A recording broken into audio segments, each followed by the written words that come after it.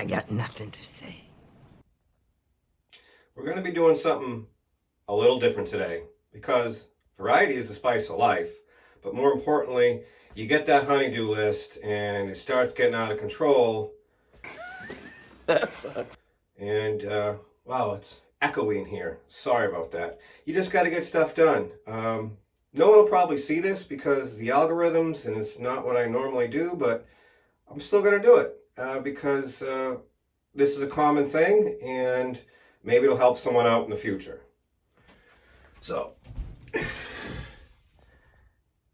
as you can see there, we got a leaking problem. And as you can tell by this groovy blue tub surround, it's very old. And if you can tell by the wear and literally corrosion of the little faceplate there, this is also extremely old. This is a Symmons Temptrol shower valve, super common. This is a really old, worn cast iron tub with a really groovy, I'm going to guess, 70s tub surround. Approximately 6 to 8 months, I recaulked the tub, and I initially just bought a generic antifungal tub caulk. Within 3 to 4 months, it was all mildew and mold. Well, this is probably, I don't know, 6 to 8 months old, and you can see it is held up amazing. Super impressed with it. Just wanted to pass the information along. Not a sponsor, but I just Googled top-rated tub caulks. This Gorilla waterproof caulk seal came up, and it is very impressive.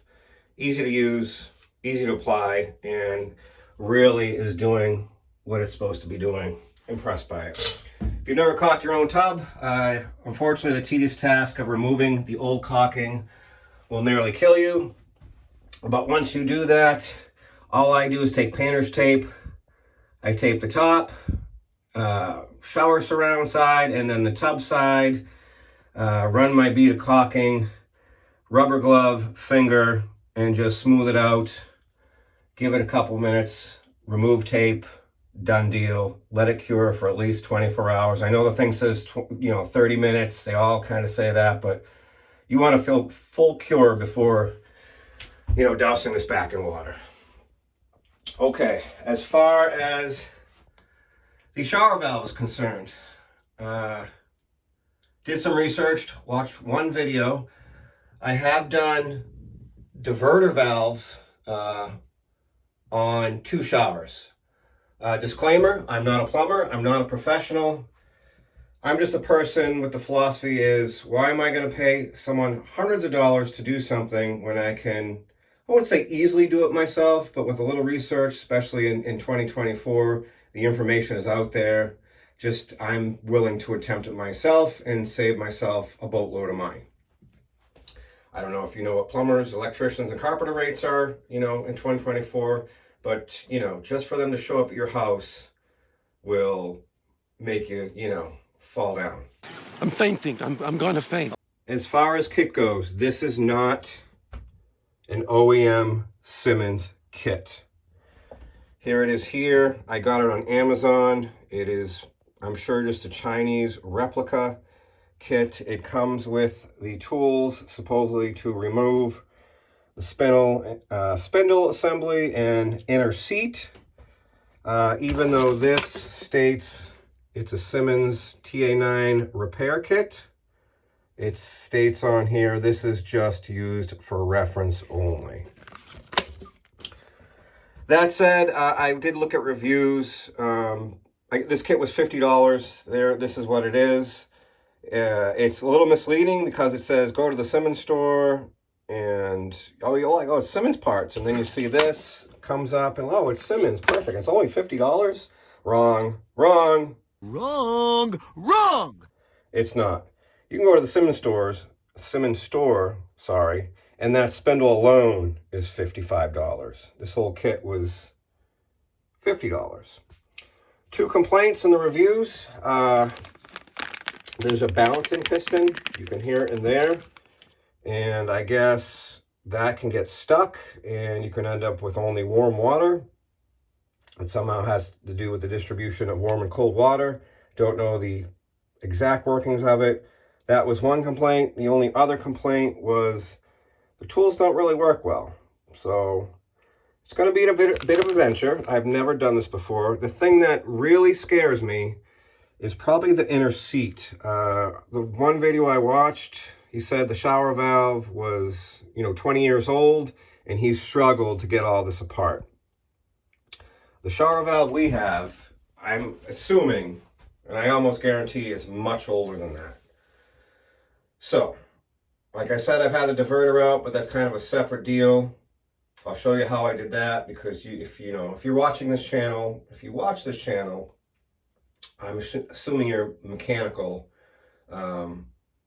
So I'll show you a little shortcut, save you some money on buying a tool if you probably have the tool in stock. So anyways, first one, we got to go find the water shutoff. I don't know if we just shut off the main in this case, or if we have separate shutoffs in the basement for the hot and cold side for the shower valve. So let me figure that out, and I'll bring you back in. Step one complete. Water has been shut off. It's still dripping, but that's just residual in the pipes. I have my transmission pick set here. I don't know what you call them. I've always called them transmission picks. Step two, we're going to remove this little, let's call it a beauty cap, that's going to expose the Allen set screw to remove the handle, and then we'll go from there. There is the little cover. Oh, important step. You, according to the constructions, you have to make sure the valve is in the warm position, or damage to the cap and spindle can result. Not sure what that means, but I'm just the messenger here. Warm position. I guess that should have been step number 2.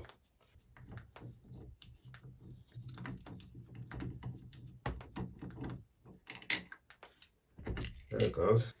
There is the set screw. All right, I think this other trim piece just unscrews like that. Remove these 2 Phillips screws, and that will remove our trim plate and, I believe, diverter valve lever.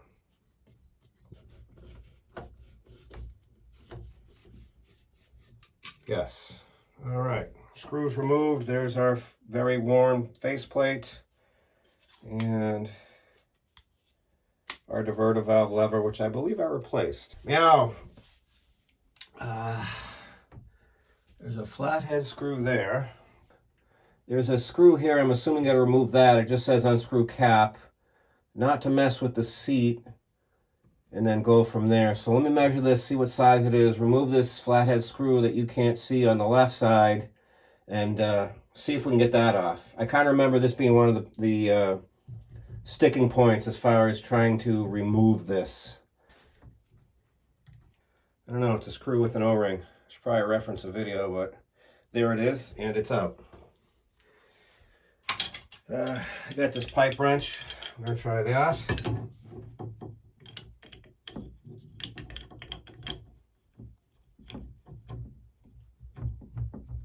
As snug as possible.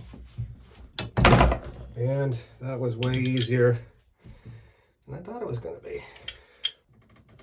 Oof. It loosens and then gets tight. This must be the seat they were talking about, this inner thread here, but it says not to mess with that. Is it just corroded? Let's go back and forth, maybe.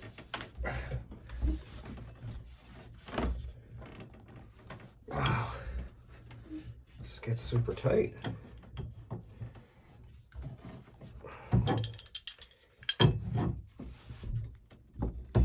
There it goes. There it goes. Uh-oh, something didn't want to come out, because that's, I don't know if you can see that, we got threads that either stayed behind or came off, or maybe someone cross-threaded it a million years ago. But we also have don't know if you can see that. There's some thread action. And then there's actually a chunk in there. See that? There's actually, I don't know if the camera is focusing enough, but there's a chunk of metal that came out with it. God, I hope the threads were off the, this cap and not the shower valve itself, the valve body, because that will not be good. It doesn't look great in there, if I'm being honest. Access to the shower valve is very limited. It's through a tiny closet that you could barely get in here. But I guess you could remove this plate as well, but there's some grease in here. I don't know if it's good grease or bad grease, but My God, you're greasy. interesting.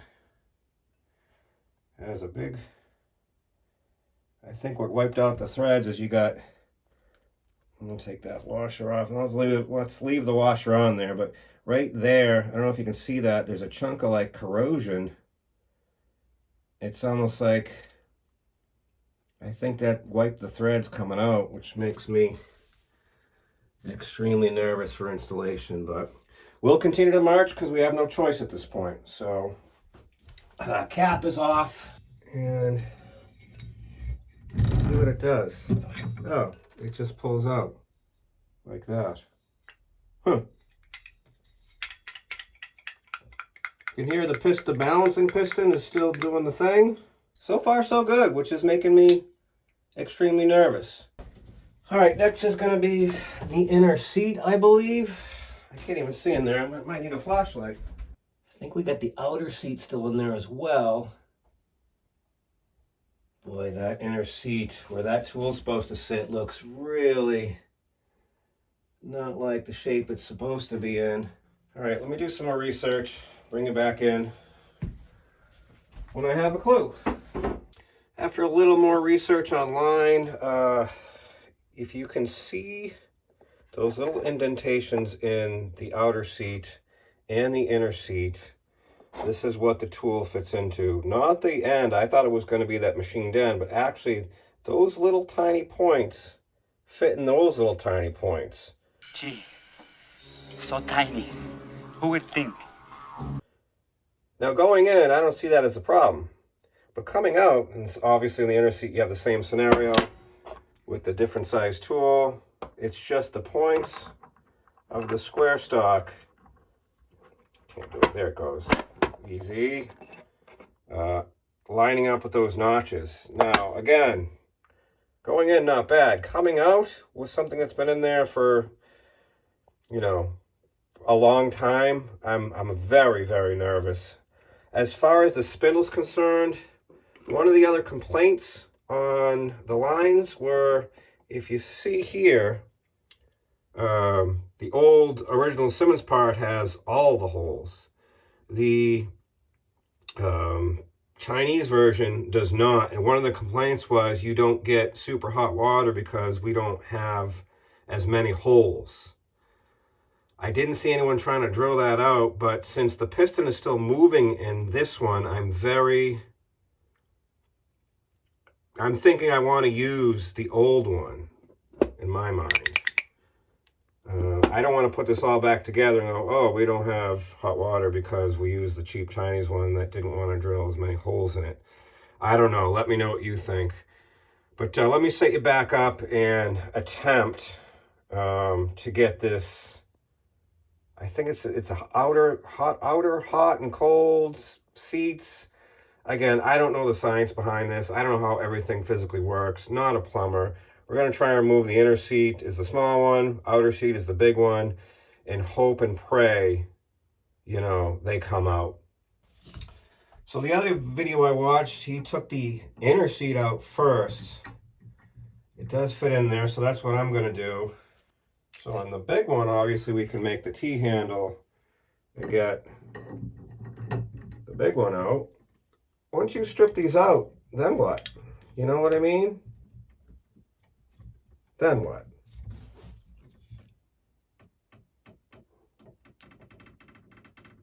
Wow. They're in there. It's in there. Come on. Oh, I think we got it. I think it did it. I think it did the thing without stripping. Super excited. I think we got it. Let me see if it'll come out with the... Let's stick this in here and see.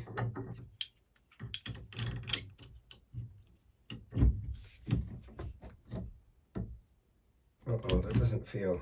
That didn't feel good at all. That did not feel good at all. Let me try and get that. I don't know if that inner seat is now in our way from going in all the way. Where's my... I don't know why you would take the inner seat out first. That doesn't really... I need a flashlight. Hold everything. Oh boy. So the inner seat is out. Let's see if we can... I don't know why you would take this one out first. Let's scrape out those notches. There is barely any contact where these go. What a foolish design. I mean, I don't know how else you would do it, but you're barely... Wow, that outer seat looks really corroded too. I should probably get you in here. All right, inner seat's back in. That's out of our way. Meow. Oof. What do you do when this strips out? I think it's gonna strip. Yep. Yep. We just took chunks right out of it. Well, that's exciting. I'm very excited.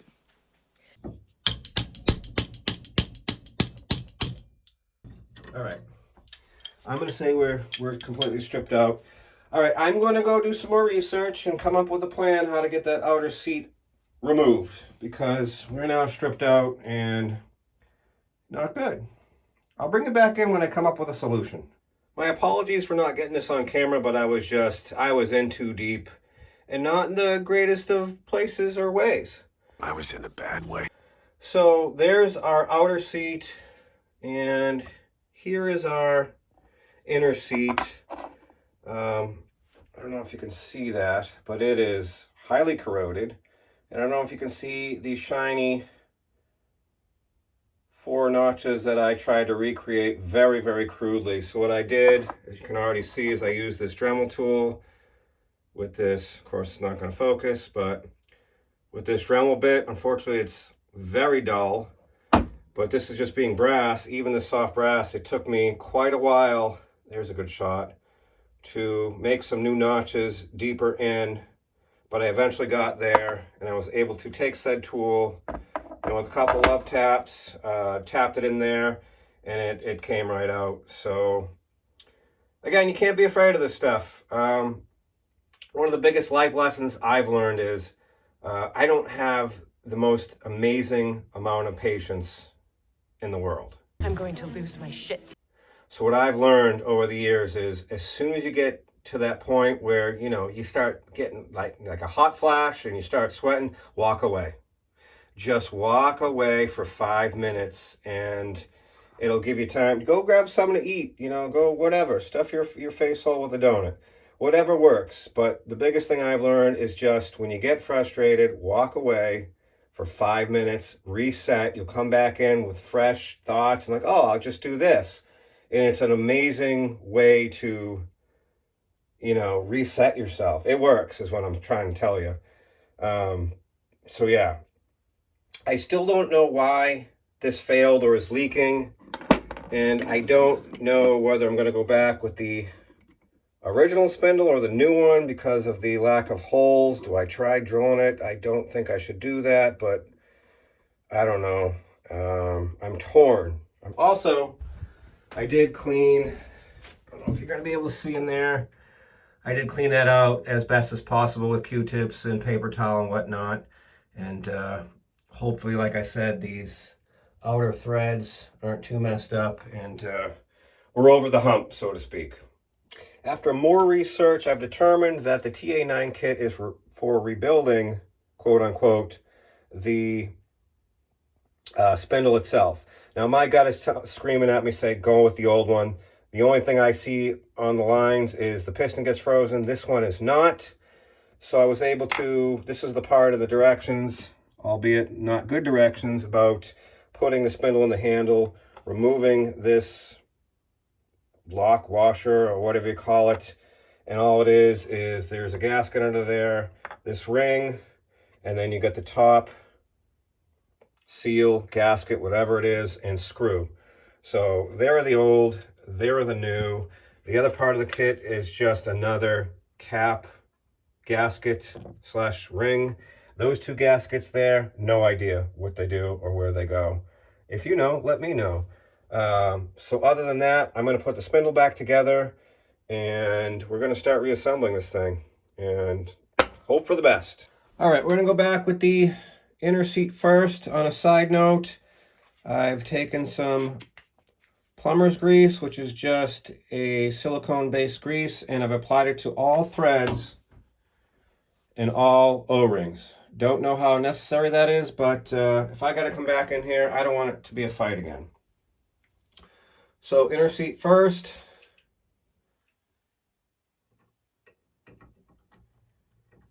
I don't know how you're supposed to get that started because there's no stop on here. Oh, there's one on this side. Never mind. There is a stop on the opposite end. All right. Make sure you don't cross thread, obviously. So the threads feel right. Now torque specs, I didn't see any. I mean, this stuff is brass, right? I'm assuming you don't have to give it all the torques. All right, that looks good to me. We're now going to go with the outer seat here, all greased up.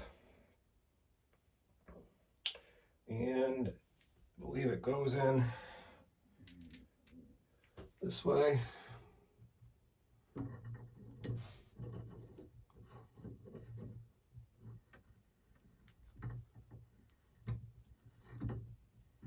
Threads feel good. Okay, that works for me. So inner seat done, outer seat done. What's next? Spindle?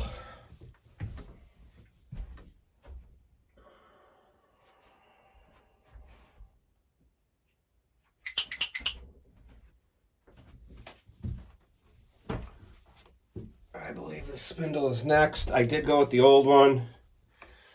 I did do the 9 kit. I don't know. I'm just going to grease everything. Spindle is installed. Okay, well, these cap threads are definitely compromised. I cleaned them up with some Scotch-Brite. A smarter person would go replace on this. And if the thread, if it starts feels not right, I will. But let's see if we can put it back in without hurting any more threads. The directions say to make sure that the spindle is drawing close to the cap before screwing the cap into the valve body. So I guess that means the threads inside here, we want those to screw in first before we screw this inside of the valve body, is what I got out of that. Let me just do this. So is that all I want to do? Do I want to screw that in all the way and then screw this in? I don't know. I should research that. It says drawing close. Does close mean all the way? I'm going to say that's good. Just need to tighten this outer cap.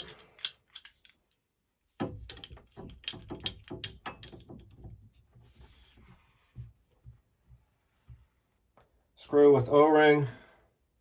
Not sure what it does.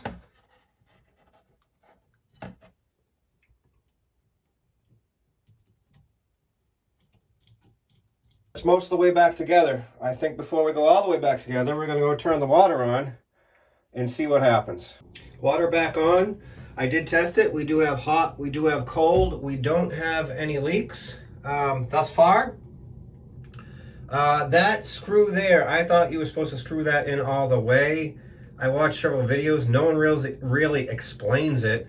But if I screw it all all the way in. It sits past the flat point on the other side of the cap and doesn't allow the spindle to come out all the way, and I don't get full hot. So what I did is, turned it on all the way hot, then tightened the screw, and that was it. Not sure what that screw does. If you could explain that to me, just so I know for future, that'd be awesome. Now, the most important part, you saw it before, we had a constant drip. Now, I just shut this off, but already, pretty big improvement. We did something right. Got a little tiny drip there. Hoping it goes away, but massive improvement. Before, like I said, as you can see here, we broke the handle. You'd have to crank on it so hard to, just to get it to the least amount of drips we had before. But I would say I'm going to call that a victory. Cross that off the list. I did go ahead and get a new faceplate just to polish a turd. This actually is a Symmons. It was 10 bucks on Amazon. It's a T29A, and that kind of gives you, that ages the valve. That has literally rotted. I'm assuming it's aluminum, polished aluminum, but you can see it actually has rotted quite bad. So yeah, let me get this all back together. I'll test it again, and I guess final thoughts. Yeah, let's do that. So I forgot to mention a couple of things in all this excitement. One was the aforementioned diverter valve. So it's basically just a tube with holes in it and a couple O-rings. Well, if you notice, as you flip this back and forth, it gets harder and harder. It's just the O-rings seizing up in there. And once that happens, it could break that handle. But the point to that was, it requires a fancy tool for removal. It's like that 4-way plumber's tool that you'll see on other videos. But if you have one of these cheap easy out kits, you can use one of these, send it in the diverter valve, put a pair of vice grips on the end, and tap it out with a hammer. So that'll save you a couple bucks on, having buying more tools. Most people have these easy, well, I shouldn't say most people. Most mechanical people have these easy out sets for removing, damaged bolts and nuts and whatnot. So there's that part of it. The other one is the spindle. So for my, 30 seconds of research, certain kits come with a spindle that'll work, but it'll be longer. This one was identical to the old one, minus a few holes. If you have the longer one, the cap that you saw me screw back in will not work with the longer one, and you have to get an upgraded or revised cap from the store. That's the other thing I wanted to mention. But other than that, final thoughts, vast improvement. My apologies if I didn't give an explanation how this shower valve actually works. I'm sure there's a million videos out there that can explain it. This was more of a how-to and what you're, up against and what can happen when trying to repair one of these shower valves. This went pretty smooth, with the exception of the outer seat, which was pretty corroded and rotted, but we made it work with not too much effort. So that said, the moral of the story is, don't be intimidated by a project you've never done before. It may seem daunting, but the information is out there. If you get upset, frustrated, walk away for 5 minutes. Other than that, it's very doable. It doesn't cost a ton of money, and your wallet will thank you for you. Like I said, to have a plumber come here, show up at your front door, you get that initial service charge, and then for him to spend a couple hours, digging that outer seat in, putting everything back together, and just having a stranger in your home would cost, I don't even know what the cost would be. If you know, let me know, but it would be a lot more than the $50 we spent. As always, thanks for watching. Hope to see you on the next one. The end.